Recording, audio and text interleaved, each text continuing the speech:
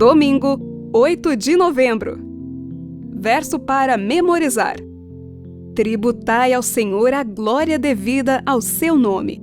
Trazei oferendas e entrai nos seus átrios.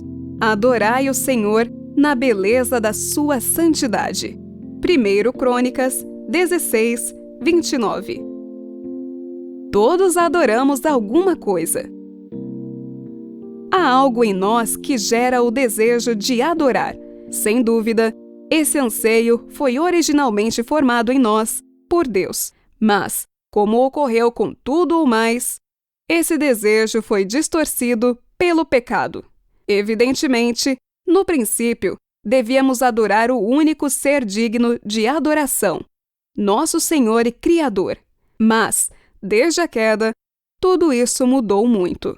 Todos adoramos algo, alguém, qualquer coisa. Isso explica por que, ao longo da história humana e até hoje, o ser humano pratica a adoração. No Egito Antigo, algumas pessoas adoravam o faraó. Em outras ocasiões, em outros países, as pessoas adoravam estátuas de peixes, deuses de várias cabeças e outras supostas divindades. Algumas pessoas adoravam o sol, a lua, as estrelas. Hoje, a maioria das pessoas é sofisticada demais para se curvar diante da estátua de uma rã. Porém, isso não significa que o ser humano, mesmo o homem secular, não adore algo. Dinheiro, poder, sexo, a si mesmo, estrelas do rock, atores, políticos. O que mais amamos, aquilo em que mais concentramos nossa atenção e pelo que vivemos, é o que adoramos. Além disso, advertiu o autor secular David Foster Wallace: se você adorar a coisa errada, ela o comerá vivo. Ouça, Daniel 3.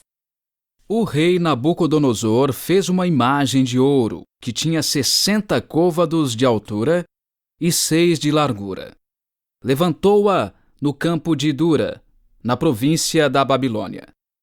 Então o rei Nabucodonosor mandou ajuntar os sátrapas, os prefeitos, os governadores, os juízes, os tesoureiros, os magistrados, os conselheiros e todos os oficiais das províncias, para que viessem à consagração da imagem que o rei Nabucodonosor tinha levantado. Então se ajuntaram os sátrapas, os prefeitos, os governadores, os juízes, os tesoureiros, os magistrados, os conselheiros e todos os oficiais das províncias, para a consagração da imagem que o rei Nabucodonosor tinha levantado. Estavam em pé diante da imagem que Nabucodonosor tinha levantado. Nisto, o arauto apregoava em alta voz: ordena-se a vós outros, ó povos, nações e homens de todas as línguas, no momento em que ouvirdes o som da trombeta, do pífaro, da harpa, da cítara, do saltério, da gaita de foles e de toda a sorte de música, vos prostrareis e adorareis a imagem de ouro que o rei Nabucodonosor levantou. Qualquer que se não prostrar e não a adorar será no mesmo instante lançado na fornalha de fogo ardente. Portanto, quando todos os povos ouviram o som da trombeta, do pífaro, da harpa, da cítara, do saltério e de toda sorte de música, se prostraram os povos, nações e homens de todas as línguas, e adoraram a imagem de ouro que o rei Nabucodonosor tinha levantado. Ora, no mesmo instante, se chegaram alguns homens caldeus e acusaram os judeus. Disseram ao rei Nabucodonosor: ó rei, vive eternamente. Tu, ó rei, baixaste um decreto pelo qual todo homem que ouvisse o som da trombeta, do pífaro, da harpa, da cítara, do saltério, da gaita de foles e de toda sorte de música se prostraria e adoraria a imagem de ouro, e qualquer que não se prostrasse e não adorasse seria lançado na fornalha de fogo ardente. Há uns homens judeus que tu constituíste sobre os negócios da província da Babilônia, Sadraque, Mesaque e Abdenego. Estes homens, ó rei, não fizeram caso de ti. A teus deuses não servem, nem adoram a imagem de ouro que levantaste. Então Nabucodonosor, irado e furioso, mandou chamar Sadraque, Mesaque e Abdenego, e trouxeram a estes homens perante o rei. Falou Nabucodonosor e lhes disse: É verdade, ó Sadraque, Mesaque e Abdenego, que vós não servis a meus deuses, nem adorais a imagem de ouro que levantei? Agora, pois, estai dispostos, e quando ouvirdes o som da trombeta, do pífaro, da cítara, da harpa, do saltério, da gaita de foles, prostrai-vos e adorai a imagem que fiz. Porém, se não a adorardes, sereis no mesmo instante lançados na fornalha de fogo ardente. E quem é o Deus que vos poderá livrar das minhas mãos? Responderam Sadraque, Mesaque e Abdenego ao rei: Ó Nabucodonosor, quanto a isto não necessitamos de te responder. Se o nosso Deus, a quem servimos, quer livrar-nos, ele nos livrará da fornalha de fogo ardente e das tuas mãos, ó rei. Se não, fica sabendo, ó rei, que não serviremos a teus deuses, nem adoraremos a imagem de ouro que levantaste. Então Nabucodonosor se encheu de fúria, e transtornado o aspecto do seu rosto contra Sadraque, Mesaque e Abdenego, ordenou que se acendesse a fornalha 7 vezes mais do que se costumava. Ordenou aos homens mais poderosos que estavam no seu exército que atassem a Sadraque, Mesaque e Abdenego e os lançassem na fornalha de fogo ardente. Então, estes homens foram atados com os seus mantos, suas túnicas e chapéus e suas outras roupas e foram lançados na fornalha sobremaneira acesa. Porque a palavra do rei era urgente e a fornalha estava sobremaneira acesa. As chamas do fogo mataram os homens que lançaram de cima para dentro a Sadraque, Mesaque e Abdenego. Estes 3 homens, Sadraque, Mesaque e Abdenego, caíram atados dentro da fornalha sobremaneira acesa. Então o rei Nabucodonosor se espantou e se levantou depressa e disse aos seus conselheiros: Não lançamos nós 3 homens atados dentro do fogo? Responderam ao rei: É verdade, ó rei.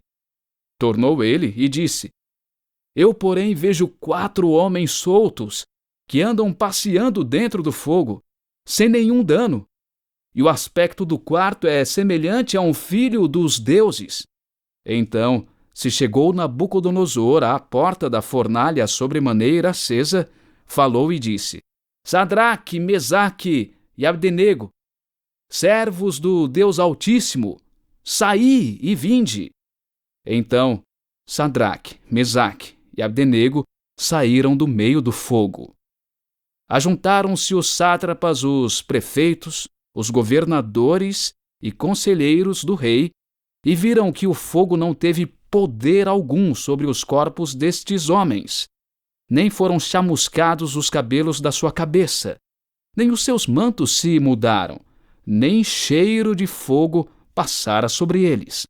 Falou Nabucodonosor e disse: Bendito seja o Deus de Sadraque, Mesaque e Abdenego, que enviou o seu anjo e livrou seus servos, que confiaram nele, pois não quiseram cumprir a palavra do rei, preferindo entregar o seu corpo a servirem e adorarem a qualquer outro Deus, senão ao seu Deus.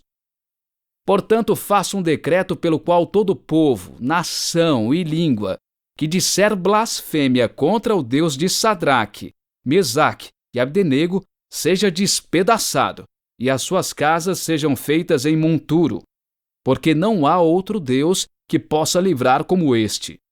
Então o rei fez prosperar a Sadraque, Mesaque e Abdenego na província da Babilônia. Pergunta 1. O que a história de Daniel 3 nos ensina sobre a importância da verdadeira adoração? Os 3 jovens judeus levaram o segundo mandamento muito a sério, conforme Deus queria que fizessem. Afinal, Ele faz parte dos 10 mandamentos, juntamente com a proibição do assassinato, furto e assim por diante. A adoração apropriada é tão importante que se torna central às questões dos últimos dias, antes da segunda vinda de Cristo. Portanto, a educação cristã precisa incluir a questão da adoração, o que ela é, como adoramos, por que ela é importante e a quem adoramos. Ouça Apocalipse 14, 6 a 12.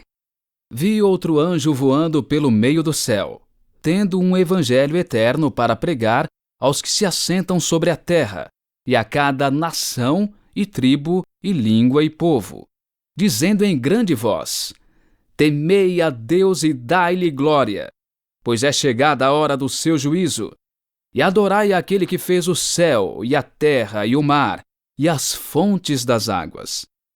Seguiu-se outro anjo, o segundo, dizendo: Caiu a grande Babilônia, que tem dado a beber a todas as nações do vinho da fúria da sua prostituição.